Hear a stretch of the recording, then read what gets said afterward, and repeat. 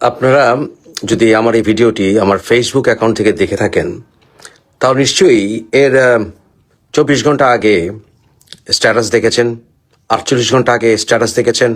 আমি বারবার বলেছি যে দেশনেত্রী বেগম খালেদা জিয়া ওনার প্রাপ্য ডিগনিফাইং এন্ড অফ লাইফ, এবং ওনার মৃত্যু নিয়ে নাটক আর চলমান থাকা উচিত নয়। আমি বলেছিলাম যে ভেন্টিলেটরের নাটক বন্ধ করা উচিত। তারেক রহমান দেশে এসছে, ভালো, দেশকে ভালো করার, দেশকে মব মুক্ত করার অঙ্গীকার যদি তার থেকে থাকে ভালো।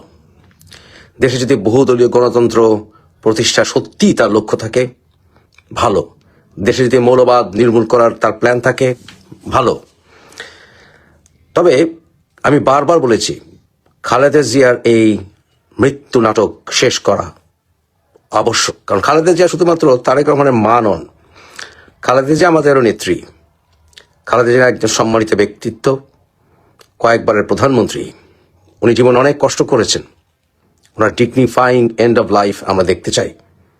ডিগনিফাইং, আমাদের সবাইকে মরতে হবে। এখন তারেক রহমানের সকল আনুষ্ঠানিকতা শেষ হয়েছে। সে সমাবেশে যুক্ত হয়েছে, ভাষণ দিয়েছে। তার আবার কি মেটিকুলাস প্ল্যান কে জানে, তাও আমরা ইঙ্গিত পেলাম। He has a plan. তারপরে সেই হাতির কবরেও গেছে। ইলেকশন কমিশনের নির্বাচনের জন্য সে তার প্রার্থিতা, এখন জাস্ট আনুষ্ঠানিকতা বাকি আছে কিছু। ন্যাশনাল আইডিও করেছে। এখন শেষ আনুষ্ঠানিকতাটা ঘোষণা আসবে, সেটা হচ্ছে খালেদা জিয়া মারা গেছেন। কারণ ভেন্টিলেটরটা জাস্ট অফ করে দেওয়া হবে, এটি আর কিছুই না।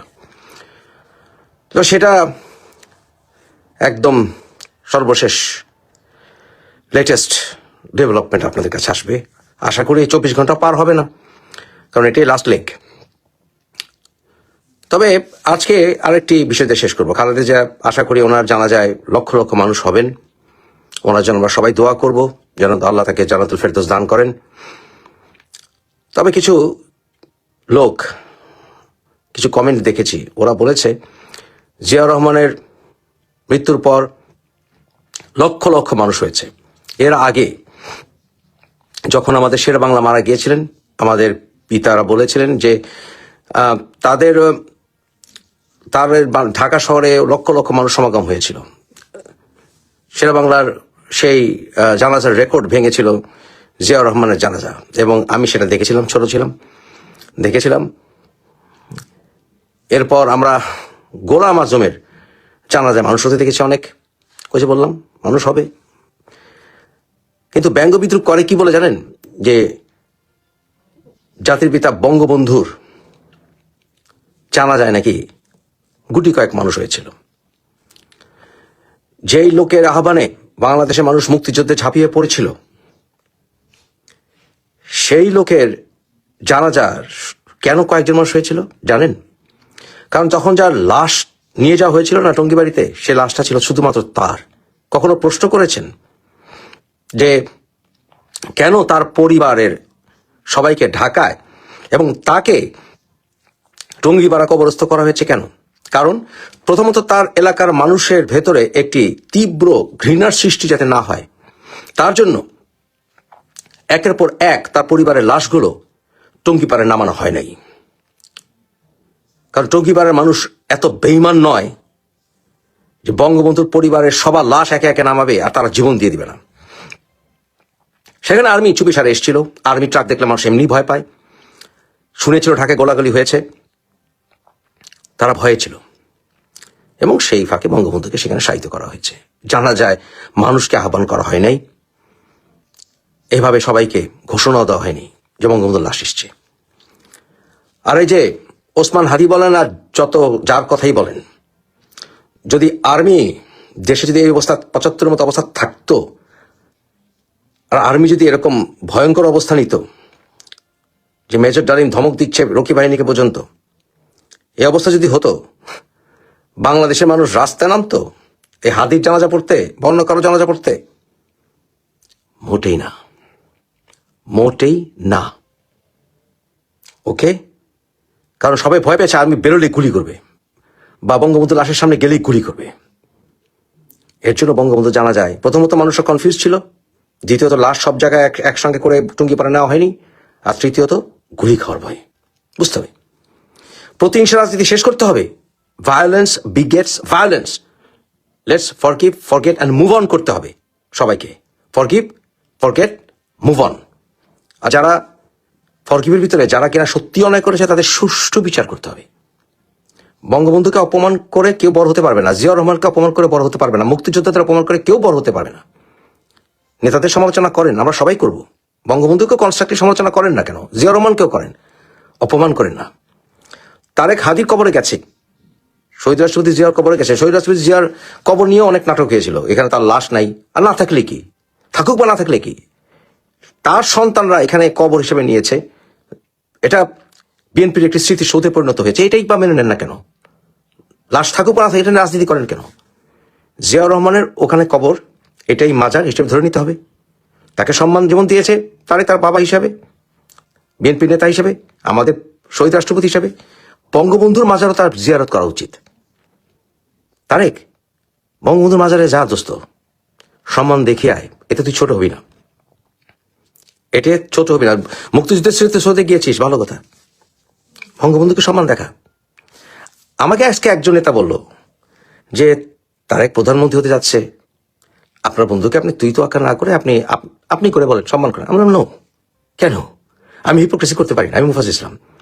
আমি পরিচিত আমার নিজের পরিচয়, আমাকে কোটি কোটি মানুষ চেনে আমার নিজের পরিচয়, নিজের যোগ্যতায়। পিতামাতার দাদা দাদি নানা নানির পরিচয় পরে আসে, তারেকের পরিচয় প্রাথমিকভাবে ওর বাবা এবং মার কারণে আসে। পার্থক্যটা এখানেই। বন্ধুই, বন্ধুকে কেউ আপনি করে বলে না, ঘনিষ্ঠ বন্ধুকে তুই করি বলে, তাহলে আদর করে তুমি বলবো।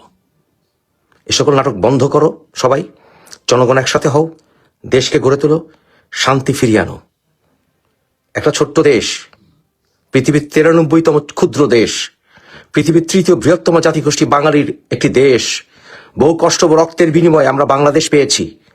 শহীদ রাষ্ট্রপতি জিয়াউর রহমান যুদ্ধ করেছিলেন, বঙ্গবন্ধুর ভাষণে আমাদের সবাইকে বাংলার স্বাধীনতার ডাক দিয়েছিলেন। ভাসানীকে, চার নেতাকে, সবাইকে সম্মান করলে আমরা ছোট হয়ে যাব না। এমএজি ওসমানকে সম্মান দিলে আমরা ছোট হয়ে যাব না। যার যা অবদান তা স্বীকার করে দেশকে সামনে থেকে এগিয়ে নিয়ে যাও। সবাই একসাথে কাজ করো, দেশকে জালেমদের হাত থেকে রক্ষা করো। আসসালামু আলাইকুম রহমতুল্লাহি ওয়া বারাকাতুহু। সম্মানিত দর্শক, জামাতের রমরমা রাজনীতি রীতিমতো ভাটার টানের কবলে পড়েছে।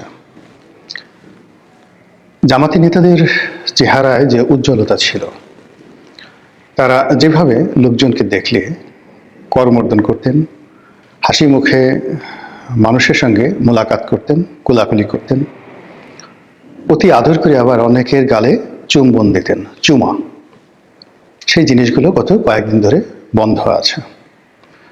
জনাব তারেক রহমান সাহেবের যে বাংলাদেশে আগমন, এটি জামাতকে ভারী বেকারায় ফেলে দিয়েছে। অনেকে লক্ষ্য করছেন যে এই মুহূর্তে তারা নড়াচড়া করতে পারছে না, তারা কিছু ত্যাগ করতে চাচ্ছে, কিন্তু পরিবেশ পরিস্থিতির কারণে তারা সেই জিনিসগুলো ত্যাগ করতে পারছে না। যেমন ধরুন, আপনার পেটের মধ্যে মোচড় দিচ্ছে, কিসে মোচড় দিচ্ছে বুঝে নেন। এখন আপনি এরকম একটা জায়গার মধ্যে আছেন, যে জায়গাতে আপনি না বায়ু ত্যাগ করতে পারছেন, না অন্য কোনো কিছু ত্যাগ করতে পারছেন, কিন্তু আপনার খুব কষ্ট হচ্ছে। তো সেই কষ্ট আপনার চোখে মুখে যেভাবে ফুটে উঠবে, এটা আপনি কোনো গুরুত্বপূর্ণ জায়গাতে থাকেন, কোনো পবিত্র জায়গাতে থাকেন, কোনো জনসমাবেশে থাকেন, যেখানে আসলে আপনি এই জিনিসগুলো আপনার শরীরের যে অংশ, মানে আপনি ত্যাগ করতে ইচ্ছুক বা প্রয়োজন, আপনি সেটা পারছেন না পরিস্থিতির কারণে। লোকজন বলবে কি, শব্দ যদি হয়ে যায়, গন্ধ যদি ছড়িয়ে যায়, তাহলে কি হবে? তো এইরকম একটা পরিস্থিতিতে আপনি খুব কষ্ট